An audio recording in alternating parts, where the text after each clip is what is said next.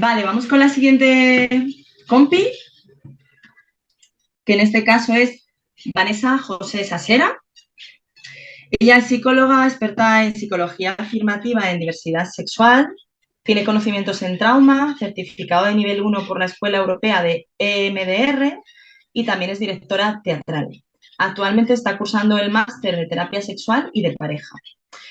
Ha hecho con nosotras el máster en terapia sexual y de pareja en perspectiva de género, efectivamente, y nos presenta su trabajo, terapia de pareja con perspectiva sáfica. Pues he cogido el nombre de la perspectiva de género y se llama terapia de pareja con perspectiva sáfica. Mi tutor ha sido Roberto y bueno, es mi trabajo de fin de máster.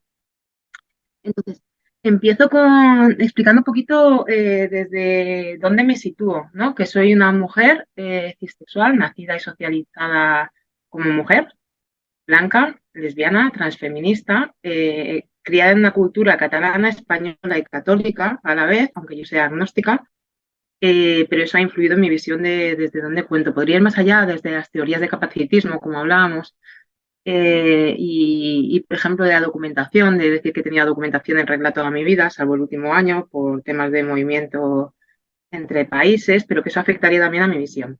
Pero bueno, entonces mi justificación es que yo lo que pretendía era unificar un poco la visibilidad de las relaciones entre mujeres y la terapia de pareja. ¿Vale? Luego explicaré un poco más por qué he elegido el nombre de perspectiva sáfica y es porque, bueno, la perspectiva sáfica engloba a todas las mujeres que mantienen relaciones con otras mujeres, ¿vale? Para salir un poco de la hegemonía lésbica y meter también a las mujeres bisexuales, porque si no se habla de lesbianas siempre. Eh, para mí es muy importante que la terapeuta no tenga sesgos en consulta, porque durante todo el proceso de desarrollo que tenemos, vamos interiorizando mensajes que nos hacen que luego cuando venga una persona a consulta los proyectemos, digamos, llegamos a una transferencia. Entonces es muy importante reducirlos mediante este tipo de perspectiva. Vale, ¿cómo se transmite, no? ¿Cómo creamos los introyectos, diríamos? ¿Y cómo se transmite lo que conocemos sobre, en este caso, lesbianas y bisexuales? Pues la cultura popular con historias y bromas. Los chistes sobre lesbianas, los chistes sobre homosexuales, los chistes sobre transexuales también. ¿Esto qué hace? Y que lleva a muchas parejas de lesbianas y a muchas mujeres lesbianas, bisexuales, plurisexuales en general, a un aislamiento y luego a generar vínculos de fusión entre ellas y a una reducción de la sexualidad en muchos casos. También hace que interioricemos los roles de género y los discursos heterosexistas. Y esto puede conllevar una violencia intragénero que no se visibiliza normalmente. Y es como importante darle un poco de espacio en este trabajo. En general voy a utilizar el femenino genérico ante la desigualdad social, menos en excepciones, para que se entienda que estoy hablando de un hombre en concreto. Y sí, un poquito. Vale. Los objetivos que yo tengo con este trabajo es crear un marco teórico y un problema de intervención con perspectiva sáfica. ¿Por qué? Porque no he encontrado ningún marco teórico. He encontrado mucha bibliografía, que os la puedo facilitar después si queréis. Hay mucho estudio sobre hombre en general, hombre gay, también ahora empieza a hablar sobre mujeres trans y hombres trans, pero como tal no hay programas de acompañamiento, hay muy pocos hacia mujeres lesbianas y bisexuales. De hecho, Sonia Soriano es una sexóloga, bueno, y de psicología, doctora en psicología, que realizó uno de los estudios más grandes en España, y se trata de cómo entender, comprender la homosexualidad y el lesbianismo, pero no está enfocado solo a mujeres. Y se habla de las etapas de desarrollo, cómo desarrollamos la identidad sexual, no está enfocado en la terapia de pareja, digamos. Entonces, los objetivos, explorar barreras y desafíos particulares, potenciar la aceptación en la orientación sexual, analizar los peligros de la bifobia y la lesbofobia interiorizada, que después explicaré un poquito qué es esto, cómo interiorizamos la opresión del entorno, crear materiales para la perspectiva sáfica en sí, visibilizar y prevenir violencia intragénero en parejas, impulsar el trabajo de autoconocimiento y narrativa. He puesto bastantes objetivos, entonces pues los voy explicando. Bien, esto es importante también. La OMS define a sexualidad como un aspecto central del ser humano que abarca sexo, identidades y papeles de género. La OMS define la salud sexual como un aspecto fundamental para la salud y el bienestar generales de las personas. ¿Por qué pongo esto? Porque con la opresión que viven las mujeres lesbianas y bisexuales, no pueden tener una salud sexual y una sexualidad sana. digamos, ¿no? La orientación sexual es definida por Soriano precisamente como una orientación del deseo definida por los estímulos hacia los que la persona siente atracción. La orientación sexual también indica la preferencia por un determinado objeto de deseo y compartir determinadas prácticas sexuales. El deseo sexual es la atracción sexual, fantasías sexuales, vinculación emocional y conductas sexuales. Esto quiere decir que hay que poner mucha atención también en las fantasías que tienen mujeres y que se censuran las mujeres cuando se masturban, por ejemplo. Aquí, como conocéis aquí, realicé un estudio sobre la sexualidad en el hombre en 1948, que fue un estudio bastante revelador, porque de ahí sale la escala Kinsey, que se conoce, que es del 0 al 6, donde va de 0 completamente heterosexual, 6 completamente homosexual. Aquí este estudio realmente se visibiliza que un 37% de hombres han tenido mínimo una experiencia homosexual con orgasmo a lo largo de su vida con otro hombre, que es un número muy alto. Un 10% se consideran exclusivamente gays y un 60% de hombres mínimo han tenido una práctica gay en la adolescencia. En 1953, Kinsey realiza un estudio de la conducta sexual de la mujer, donde descubre que un 33% mínimo de mujeres han tenido una relación lésbica a lo largo de su vida. Bien, Master y Johnson, que todo el mundo les conoce, en el 66 publican la respuesta sexual humana. Es un fenómeno que es importante porque ayuda a despertar la conciencia del movimiento feminista de lesbianas y bisexuales, porque se visibiliza la sexualidad de la mujer aquí. Aquí voy a hablar un poquito de cómo se comprende en la literatura que hay sobre el tema salir del armario. ¿Vale? Salir del armario es revelar la propia orientación sexual de manera voluntaria. ¿Por qué se matiza en que sea voluntaria? Porque cuando una persona saca a otra del armario se considera una violencia. Bien, Coleman habla de las narrativas de acoso que parecen interminables. Cuando se empieza una terapia, las personas que explican cómo han vivido la sexualidad en la infancia, salvo en nuevas generaciones, se está viviendo diferente, las narrativas de acoso son interminables. Supone, en general, un momento crítico para la persona, se repite a lo largo de la vida. ¿Por qué? Porque cuando tú sales del armario, sales quizá en tu adolescencia, pero durante los diferentes momentos que enfrentas situaciones nuevas como la maternidad, el mudarte de piso, el volver a adquirir un trabajo, ahí tienes que volver a explicar tu orientación sexual. Y eso es algo que vuelve a convertir durante muchas etapas de la vida momentos críticos. Hay un ideal social heterosexual que hace que las personas no heteronormativas vivan con una constante ansiedad al no llegar a esas expectativas. Y Viñuales, es una antropóloga, analiza, que es muy interesante, que las redes sociales de la adolescencia, cuando las personas suelen salir del armario, están basadas en quién lo sabe y en quién no. Entonces, esto hace que, por ejemplo, hablando en concreto de mujeres lesbianas y bisexuales, que se relacionen más con quién sabe sobre su orientación sexual y se aíslen de las personas que no lo saben. ¿Por qué hay mujeres que sienten atracción por otras mujeres? Bueno, esta pregunta también yo me haría una cuestión, ¿no?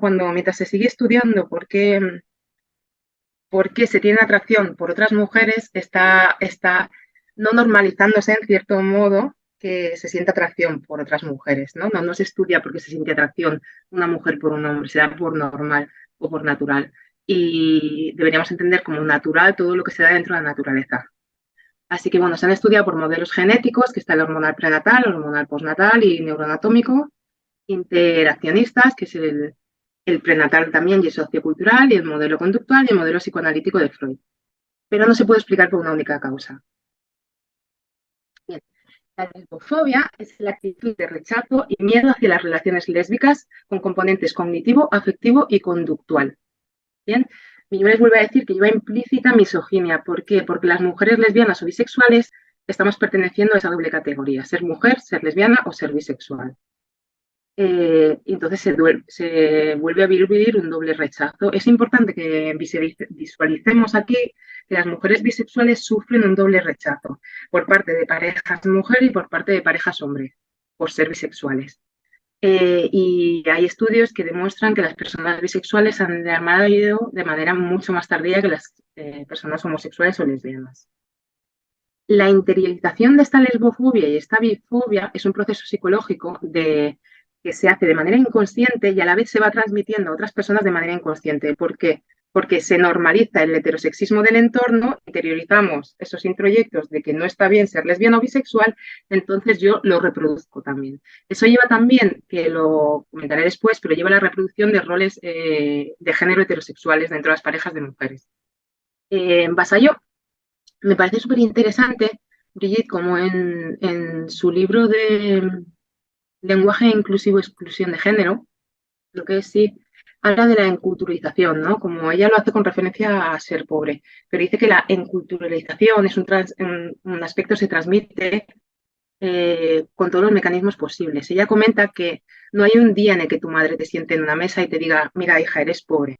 ¿No? Te lo hace saber desde pequeñita por muchos mecanismos posibles hasta que tú interiorizas el concepto pobre. Entonces, podríamos decir que la enculturalización de que no está bien ser lesbiana o bisexual nos llega por todos los mecanismos posibles también durante nuestra etapa de desarrollo.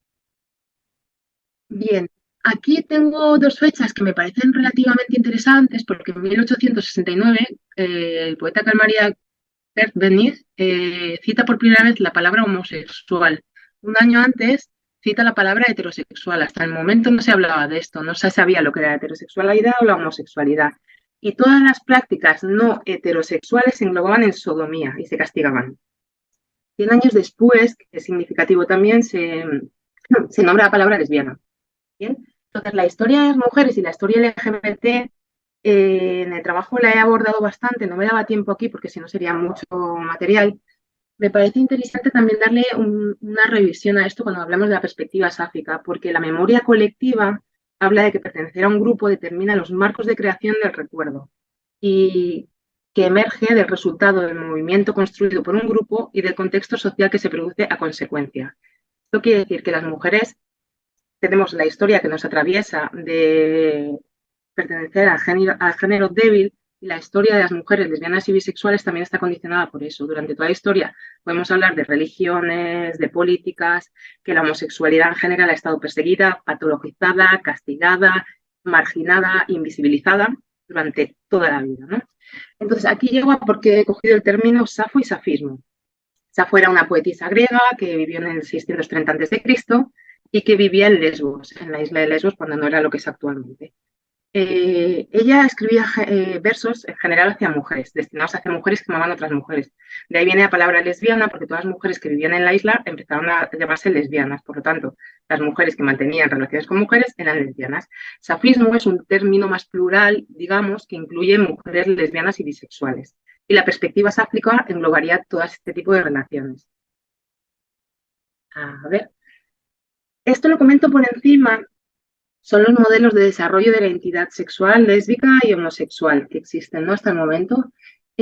Todos están de acuerdo en que se atraviesan las etapas cuando tú asumes tu identidad sexual y la construyes. La primera etapa, según Cass, que fue el más trabajado, fue la etapa de confusión, después entra en comparación, tolerancia, aceptación, orgullo y síntesis. Me parece interesante porque el psicólogo Martín, que es español, él crea una tarea a realizar para atravesar cada etapa del modelo de Cass. Por ejemplo, desarrollar la inteligencia emocional, la gestión de pérdidas en comparación, para la tolerancia, prospección de ganancias, aceptación e identificación, para el orgullo, la visibilidad y la síntesis, inteligencia emocional. De nuevo. Bien, entonces vamos a ver cómo se forman las parejas, las relaciones y la forma de vincular. Esto viene de las teorías de apego, que es el vínculo con la cuidadora, que se desarrolla en la infancia. En la etapa adulta se vuelve a repetir ese vínculo. El modelo evolutivo, que es de Freud, habla que la sexualidad se desarrolla desde la infancia y se sigue desarrollando hasta la etapa adulta. El análisis transaccional de Verne, las personas nacen príncipes y princesas hasta que sus padres les convierten en ranas. Esta frase me gusta mucho porque engloba un poco, ¿no? El tipo de terapia transaccional de la que habla. Los rasgos de la personalidad hablan de la organización dinámica que determina la forma de pensar y comportarse, ¿no? Entonces son los rasgos que nos incluyen. En los guiones dependientes de Sexpol, la vuestra es la personalidad adulta fijada en la etapa del desarrollo infantil. Los roles fijos funcionan, pero el cambio de roles desestabiliza y enviaría a las parejas a terapia. Todas estas formas de relacionarse hay que contemplarlas dentro de la perspectiva sáfica también. Aquí me interesa mucho porque Goldman y Silver hablan en su libro, que Goldman es que habla de los jinetes de Apocalipsis, conocemos todas, aseguran que es capaz en su libro de predecir si una pareja se divorciará con un 91% de precisión después de observarla discutir. Y esto me llamó mucho la atención. Y él decía que no es porque sea un prepotente o superior, era simplemente que observaba las herramientas que tenían en la discusión y cómo se hablaban y a dónde iba la discusión. Y decía que el kit de las personas para no separarse es la inteligencia emocional.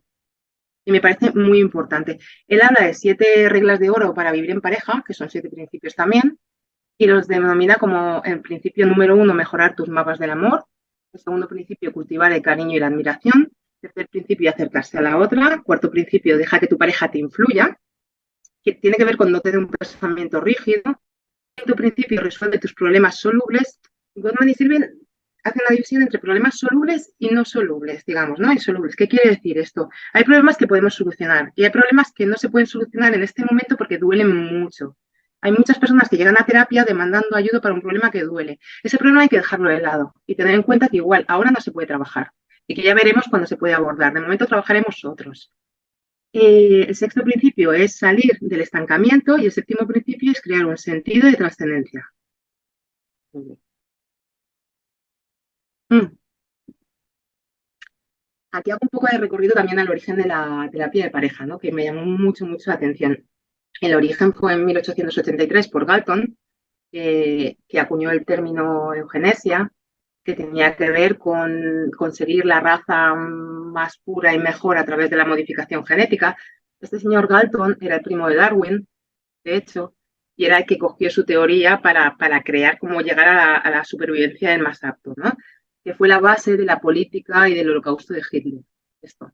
Entonces, este hombre que se llama Paul Poponoe cogió toda la política eugenésica y creó la consejería matrimonial. ¿Por qué? Porque las parejas heterosexuales estaban en crisis y decidieron que, no es que estuvieran en crisis, estaban en crisis, pero porque estaban emergiendo personas homosexuales también, se estaban viendo, se estaban llevando a campos de concentración, estaban pasando muchas cosas a la vez. Entonces ellos decidieron que todas las personas que no fueran capaces, que no se consideraban blancos, heterosexuales y sanos, deberían erradicarse de la población. Y destinaron una energía, un tiempo a crear lo que es la terapia de pareja, para que todas las personas que no fueran estuvieran fuera y las personas heterosexuales recibieran una terapia de pareja para superar sus problemas y seguir reproduciéndose. Así que, bueno, este hombre después también, cuando Hitler empezó a hablar de erradicar y de la raza aria, se desvinculó un poquito de él y se vinculó más con la iglesia. Entonces, por eso los párrocos y los curas empezaron a realizar terapia de pareja. Entonces, hasta muchos años después, cuando trabajadoras sociales, educadoras sociales, psicólogas cogen las riendas de la terapia de pareja. Bien, entonces, la primera entrevista en terapia de pareja es un concepto eh, importante para contextualizar cómo se va a llevar la pareja. Es digamos que es un marco de actuación, ¿bien? Que he encontrado en artículos. Este tipo de abordaje habla de que las crisis afectan a la vivencia de la temporalidad en la pareja. ¿Esto qué quiere decir? Si yo me presento en terapia hoy, es porque tengo un momento del pasado que no he resuelto. Entonces, si conseguimos cambiar desde el presente cómo yo enfoco aquel momento del pasado y cómo lo vivo, se modificará y además podré construir un futuro más positivo. Bien, entonces habla también que la tensión no resuelta atrapa el conflicto en el tiempo y detiene ese avance hacia el futuro. Por lo tanto, lo que nos interesa es cómo reconceptualizar lo que pasó en el pasado. ¿Vale? Es muy importante para esta primera entrevista crear un vínculo de empatía, mentalización y co-construcción. La co-construcción tiene que ver que nos vienen 2 personas a terapia, 2 mujeres en este caso, y las ayudamos a entender que esto lo vamos a trabajar entre 3 personas, que el problema lo pondremos en medio y vamos a construir entre las 3 una solución, que el problema es ajeno a ellas, para desvincularlas un poquito de lo que está pasando, que no se queden tan enganchadas. Entonces, hay que identificar cómo han tomado la decisión de venir a terapia, cuál es el problema de consulta, que a veces está por debajo, como sabemos, y por qué ahora en este momento. Y ver los recursos que tiene la pareja y las expectativas de venir a terapia. Entonces, aquí están los motivos más comunes de demanda. Estos motivos tienen que ver con los heterosexuales, pero son de libros como Pink Therapy, que hablan de los motivos más comunes en la población LGBT. No he encontrado motivos más comunes en mujeres solo. Bien, están un poco generalizados. más espacio por parte de una de las dos personas que necesita más espacio y entonces la otra persona se asusta. Existe un conflicto de roles como que hablamos de los de madre, hija o adulto y se crea un conflicto, entonces la relación se desregula, infidelidad, decisiones sobre vivir juntas o ser madres y estilos de crianza, transitar a la relación de amistad porque una de las dos partes quiere romper la relación y quieren tener una buena relación después, inapetencia sexual y violencia en la pareja también. Luego, hay efectos de las presiones laborales en la pareja, esto pasa en parejas LGBT en concreto, patrones de comunicación rígida, cambios en los intereses comunes, diferencias culturales o de interseccionalidad, celos, inseguridad y aislamiento social, relación con las familias, políticas, problemas al salir del armario y convivir con problemas de salud y sufrimiento por no encajar en la normativa heterosexual. Problemas con salir del armario pueden ser también, como comentaba antes, que al haber varias etapas de desarrollo de la sexualidad, puede ser que en la etapa de conocer una de las dos personas se enamore de la otra, empiecen una relación, pero estén en diferentes etapas de aceptación de su identidad sexual. Y esto hay que contemplarlo, porque puede ser que una de las dos personas esté empujando a la otra a salir del armario sin estar preparada. Bien, la fusión es un término que se da mucho en parejas de mujeres. Es un fenómeno súper importante que hay que tener en cuenta. La fusión se dice que es la fusión como tal, entendida, un vínculo de fusión. Los estudios dicen que es una consecuencia de pertenecer a la doble categoría de mujer y de lesbiana o bisexual y es una respuesta a un entorno hostil en el cual fuera de la pareja reciben muchas agresiones, pero volviendo a casa la pareja las valida y las sostiene. Entonces se crea un entorno muy, muy seguro y de mucha fusión que fuera no se puede compartir. ¿Bien? Entonces se produce una difuminación de los límites individuales de las dos partes de la pareja y por lo tanto una pérdida de identidad. Son parejas que acaban haciendo todo juntas y llegan momentos de crisis muy grandes. Es un predictor muy grande de la violencia intragénero al sentirse rechazada. ¿Cómo se puede sentir rechazada una mujer en la pareja? Puede ser que estos límites se han mezclado y entonces una de las dos personas necesite tener relaciones de amistad fuera y la otra persona se sienta agredida. Bien, porque la está dejando abandonada. La fusión se mantiene de manera muy curiosa con examantes y exparejas también, porque se han compartido tantas cosas y se han vivido tantas cosas que no necesitas volverlas a contar con otra persona. Y esa persona se queda enganchada en el sentido de confidencialidad con las ex. También, aparte del tema de fusión, cuando la fusión, los niveles son bajos, se da una relación muy satisfactoria en comparación con las heterosexuales, se reportan en encuestas. En cambio, si los niveles de fusión son muy altos, no son relaciones satisfactorias. Bien, a ver, la perspectiva sáfica como tal, la propuesta que hace tiene que tener en cuenta estas particularidades sáficas aparte. Que a veces las mujeres se vuelven emocionalmente intensas entre sí como una acción defensiva contra las fuerzas externas de la safofobia, que incluye la bifobia y la lesbofobia. Bien, entonces, como están interiorizando esa lesbofobia y esa bifobia, la mujer que tienen delante, digamos, les está recordando a diario que ellas son lesbianas o bisexuales y acaban teniendo una relación un tanto intensa, se podría decir. ¿Bien?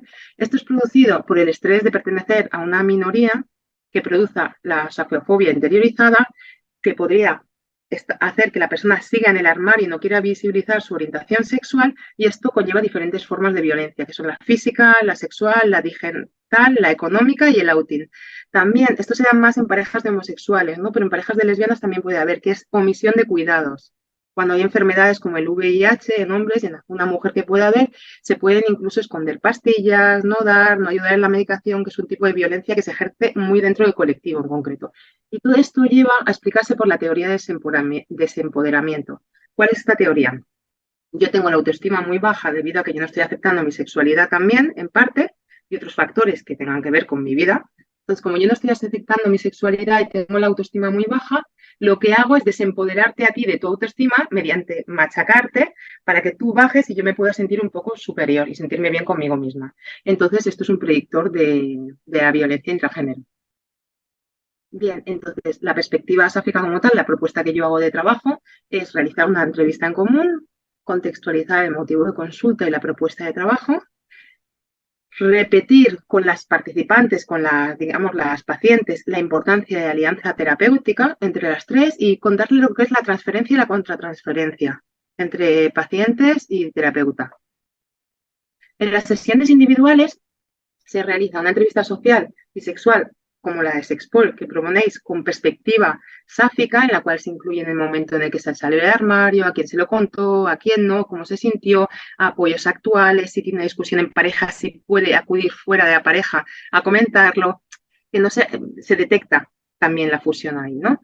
Y la escala de ajuste diádico, con perspectiva sáfica también, esto se les pasa como tarea intrasesión y es una escala como de ajuste convivencial, no como la que proponíais desde Sexpol, un poco más antigua y se hizo yo realicé un ajuste a esta, que es como una escala en la que ves así, comparando las dos, cómo se sienten de diferentes en la convivencia.